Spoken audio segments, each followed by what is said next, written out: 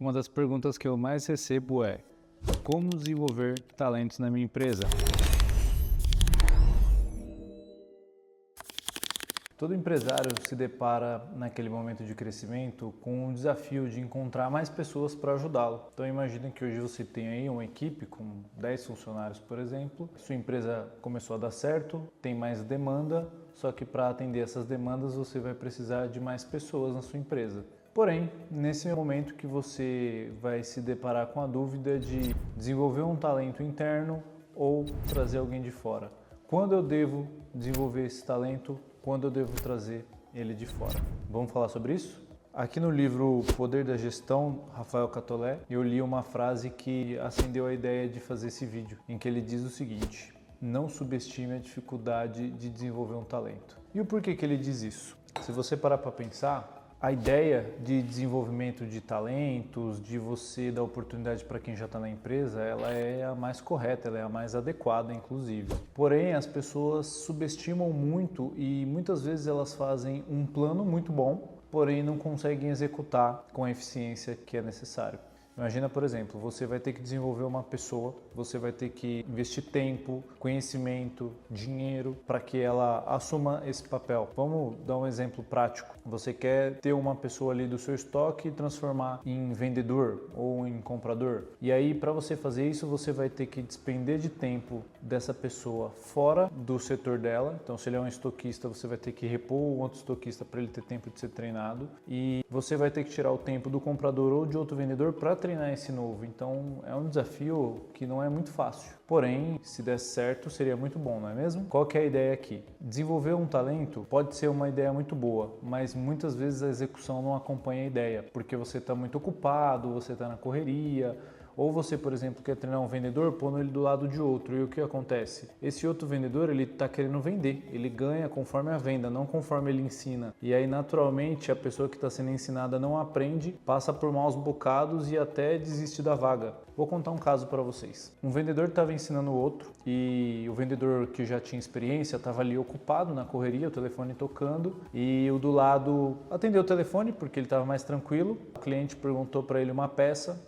Ele virou e perguntou para o rapaz experiente para ajudá-lo, né? Vendedor com experiência, como que eu acho o código da peça tal? E aí a moça no telefone escutou isso e disse o seguinte: amigo, você pode por gentileza passar para o vendedor que pode resolver o meu problema? E isso desmoronou na cabeça do vendedor, o aprendiz. Ele desistiu na hora e não quis mais participar desse treinamento de vendas. Esse é um exemplo clássico que a ideia de desenvolver era boa, mas na prática a gente não conseguiu. Então vamos pensar, né? Se eu for desenvolver alguém, normalmente tenho duas hipóteses. Eu posso ter resultado e dar certo, ou pode dar errado. Só que quando pode dar errado, você tem duas formas: ou essa pessoa não vai funcionar, ou ela vai embora da sua empresa. Você treinou ela, preparou ela e ela foi trabalhar em outro lugar. E quando você desenvolve, você tem um ganho muito bom, que é mostrar para as outras pessoas que você está desenvolvendo pessoas. E aqui, o que eu quero deixar claro com essa analogia é que treinar é a melhor tática? Com certeza, desde que você tenha um processo para executar essa tática de forma muito forte. Vou dar um exemplo. Se você quer desenvolver vendedores, tenha um plano de desenvolvimento de vendedores. Por exemplo, não treine eles direto no balcão ou no televenda. Deixa eles uma semana tirando orçamentos, né? Pega ali uma lista de orçamentos que os clientes mandaram, ensina para ele a consultar catálogo, onde procurar as peças e fazer essas vendas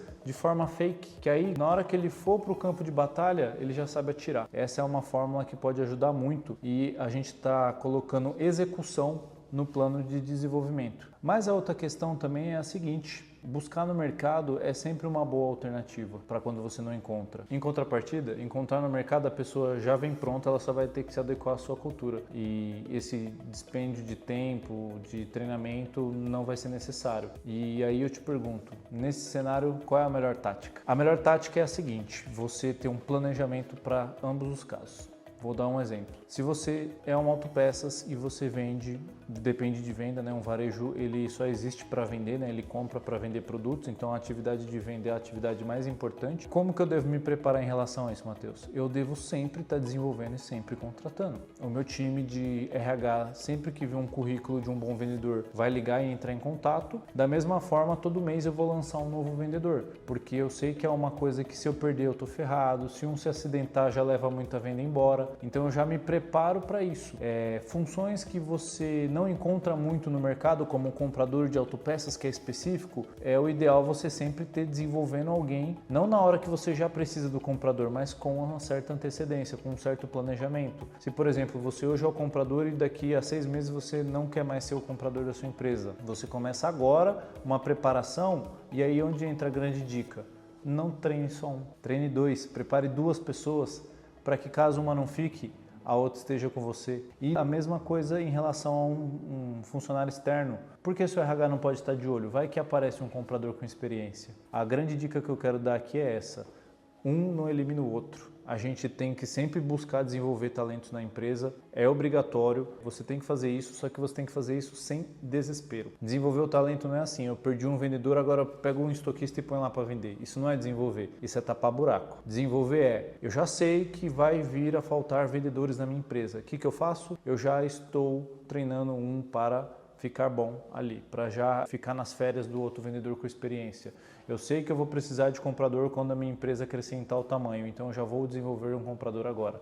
Eu sei que a rotatividade de estoquista é muito alta, então o que eu faço?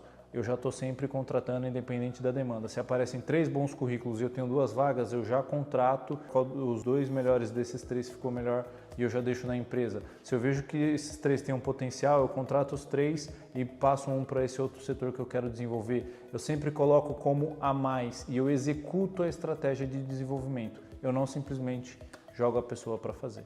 É isso. E aí, quero saber de você. Você prefere desenvolver, contratar de fora ou utilizar as estratégias em conjunto? Comenta aqui embaixo que eu quero saber. Obrigado e até a próxima.